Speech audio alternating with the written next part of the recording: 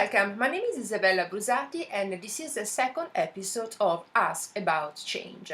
In this series, I'm going to answer very briefly, in about 3 minutes, the questions that have been asked to me by some of my clients and people that interact with me over social media. Today we'll be talking about change sponsor. Does it have to be the CEO? This is a question that was asked by Paulette in France.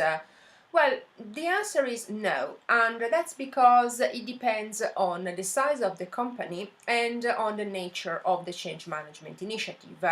For example, if it is a small company, let's pretend is 150 employees, and the change management initiative is the acquisition of a competitor, well, in this case, it is very likely that the change sponsor is going to be the CEO. Not necessarily, but very likely.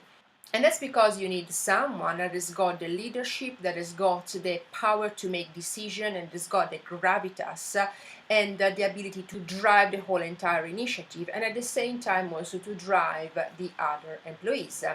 If it is, on the other side, a multinational of 120,000 employees worldwide, and the change management initiative is, for example, the implementation of the new payroll system, it's extremely unlikely that the CEO is going to be the change sponsor. Why?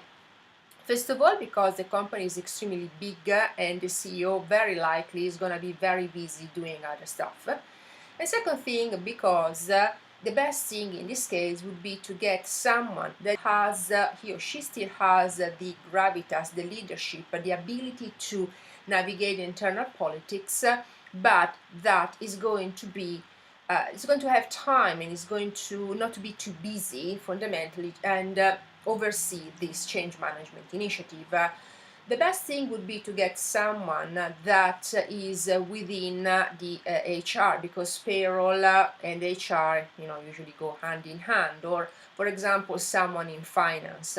So try to get a change sponsor that is someone who is, of course, senior enough, that has got the gravitas, that has got leadership, that has got credibility with their peers, but at the same time that can actually help the initiative going forward.